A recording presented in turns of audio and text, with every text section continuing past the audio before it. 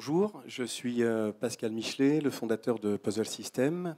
Puzzle System est une SS2I qui existe déjà depuis quelques temps, depuis 2009, qui se veut innovante et dans le domaine de la gestion des flux événementiels, plus précisément la gestion des contacts avant, pendant et après l'événement, et surtout la valorisation de ces contacts. Donc on édite des solutions qui sont toutes faites, prêtes à l'emploi, destinées à être mises en œuvre très rapidement auprès d'un public qui n'a pas ou peu été formé. Donc elles se veulent très très intuitives, connectées de plus en plus en temps réel, avec donc des problématiques de connexion, de déconnexion et de synchronisation, et un minimum collaborative selon la taille de l'événement. Nous avons donc une plateforme qui permet de gérer des événements, gérer des contacts à ces événements, les enregistrer. Une autre partie qui permet de gérer des documents, associer les documents à ces contacts sur l'événement. Et une autre partie qui permet de gérer des photos également, parce que qui dit événement dit aussi photo. Le but étant de créer le maximum d'associations. Tout ça, c'est numérique. Post-événementiel, ça vit en ligne et ça permet d'avérer l'impact de l'événement au travers de l'audience de tous ces médias qui circulent en ligne et qui sont bien sûr aux couleurs des clients annonceurs. Donc, notre marché, c'est effectivement les roadshows, les marques qui organisent et qui suivent notamment par exemple des festivals ou des événements sportifs et qui vont à la rencontre de leurs futurs clients. Les salons, la gestion intégrale des salons ou les exposants, gérer les congrès et les séminaires. Et puis on voit de plus en plus aussi des demandes dans la gestion des magasins. Donc voilà, les plateformes de gestion événements, documents, photos. Et puis tout projet innovant, puisque nous sommes une entreprise au statut JEI, nous bénéficions du crédit impôt recherche, et de temps en temps, eh bien, nous avons eu l'occasion d'obtenir un brevet, notamment dans la synchronisation de photographie. Alors plus précisément, je vais vous parler donc d'un cas, puisque toutes les innovations que nous faisons, nous les concevons sur la base d'une problématique client. Ça sort toujours et ça part toujours d'un client. Ça fait qu'on est toujours sur des contraintes forcément de budget et de mesures d'investissement.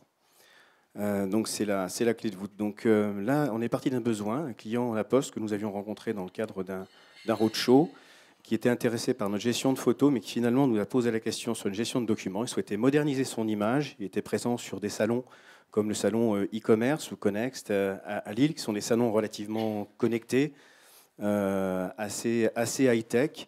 Et il ne bénéficiait pas vraiment d'une image justement très high-tech. Il voulait sortir un peu de cette image de postier, vu qu'ils avaient 9 métiers pouvant couvrir toute la problématique du e-commerce, partant du conseil jusqu'à la livraison à l'international, l'encaissement bien sûr avec la banque postale. Ils ont une solution complète e-commerce et on ne les voit pas forcément comme tels. Donc ils ne jouissaient pas forcément d'une bonne image, donc ils voulaient la moderniser et puis être très efficace, puisque c'est le plus gros stand par exemple sur ce salon-là. Ils ont plus de 200 mètres carrés, il y a 40 commerciaux installés, les 9 métiers sont présentés et il faut prendre le maximum de contacts en 3 jours, donc être efficace. Le but était de dématérialiser aussi la documentation, ça permettait d'aller un peu à l'économie et puis peut-être d'aller aussi vers la modernité. Et bien sûr, mesurer le ROI en temps réel. Envoyer un exemple mis en disposition. Tous les documents sont présentés sur des écrans tactiles. Donc on a travaillé sur ce cas et ça nous a donné finalement un outil tout en un qui fonctionne depuis maintenant quelques temps sur PC et qui est en train de fonctionner également sur tablette, qui réunit tout ce dont on peut avoir besoin quand on est sur un salon et qu'on veut prendre un contact. Pouvoir enregistrer ce contact très vite avec un formulaire qui va nous faire économiser du temps, parce que c'est des listes de choix, des cases à cocher, parce qu'il est paramétré directement en ligne par le service marketing lui-même. Donc c'est vraiment à l'image de ce que le client souhaite. Il faut que ce soit extrêmement intuitif, parce que entre on va dire le conceptuel marketing et puis ensuite l'opérationnel commercial, il peut y avoir parfois des incompréhensions ou des écarts. Donc il faut que ce soit très très facile à utiliser. Bien sûr, tous les documents, eux, sont chargés sur la plateforme et sont synchronisés et redescendent directement sur la borne. Il y a 9 métiers, donc il y a 9 univers de marques différents, même si c'est le même groupe de la Poste. Et puis, le message doit partir automatiquement en temps réel auprès du visiteur. J'ai parlé un petit peu de collaboratif, c'est qu'effectivement, dans un groupe comme celui-là, on nous a demandé aussi de partager l'information générique des contacts. Ainsi, une personne qui était enregistrée sur la banque postale, eh bien, ses coordonnées, nom, prénom, email étaient disponibles pour Soccolissimo, par exemple. Par contre, ces données financières, Soccolissimo ne pouvait pas les voir et il pouvait surqualifier pour son propre compte des données de logistique, ce qui permettait de supprimer les gestes inutiles et de procurer une reconnaissance client, même si ce visiteur passait sur plusieurs parties du stand. Et nous avons aussi, dans certains cas, nous collaborons avec l'informatique du salon pour pouvoir s'affranchir et encore gagner du temps, pré-remplir ce qui est connu du visiteur lorsqu'il s'est inscrit pour venir par lecture de son badge. Ensuite, ce qui se passe donc, lorsque la personne est enregistrée, lors de l'entretien, le commercial va montrer des documents et il va alimenter un porte-document virtuel pour ce contact. Il va pouvoir l'alimenter sur la totalité d'un document ou sur une partie d'un document, ce qui est assez intéressant quand on a un catalogue de 60 pages, par exemple, de tarifs de 60 pages et qu'il y a finalement 3 ou 4 prix qui intéressent le visiteur, mais ça permet de procurer uniquement l'information utile et légère du coup, puisque c'est dématérialisé. Ce qui fait que lorsque l'entretien est clôturé, on a tout de ce contact. La donnée est remontée automatiquement sur un serveur, donc forcément le siège peut suivre exactement heure par heure ce qui se fait sur le stand. On sait exactement, chaque personne reçoit un email. Bien sûr, la plateforme, elle, se met complètement aux couleurs. La première partie, c'est un message d'accueil, et puis ensuite, eh bien, il accède à la liste des documents qui lui ont été transmis sur l'événement. Chaque document pointe évidemment vers un univers de marque différent. Donc on voit qu'en fonction du document sur lequel on clique, on est dans Soccolissimo ou Chronopost, mais c'est toujours évidemment le même contact qui vient se loguer. Le temps qu'il passe sur le document, bien, c'est enregistré. Et le nombre de fois qu'il est téléchargé aussi, et par contact. Et donc ça permet de qualifier, de créer une connexion entre le réel, ce qui s'est passé sur le stand, sur le salon, et puis de l'engager un petit peu vers le virtuel et de voir si finalement, sur ce salon, on a bien marqué les esprits ou pas. On crée une information tangible. Le back-office, lui, se veut assez simple, évidemment. C'est une première partie qui permet de configurer le formulaire, une deuxième qui permet de charger les documents, pour l'instant principalement du PDF, mais ça peut être du PDF issu de Excel, vidéo également, et également des liens Internet. Et puis la partie reporting, qui elle doit être simple aussi, même pour les gens du marketing.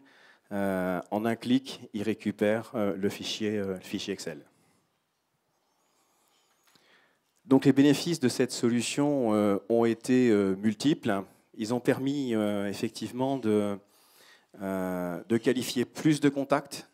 Parce qu'auparavant, c'était qualifié, on agrafait la carte de visite sur une feuille contact, hein, on comptait le nombre de contacts, une stagiaire ressaisissait, et puis voilà. Là, c'est fait tout de suite, et le nombre de contacts, ça a été plus 35%. Donc on a pris plus d'informations et plus de contacts. Le porte-document, lui, procure une information relativement pertinente, effectivement, et tout de suite, donc c'est une démonstration de réactivité. Donc le prospect est directement activé, parce qu'avant même d'avoir dit au revoir finalement au commercial, il constate lui-même qu'il a l'information sur son smartphone. Donc là, c'est la preuve que ça bouge avec la poste, c'était un petit peu ce qu'il voulait faire.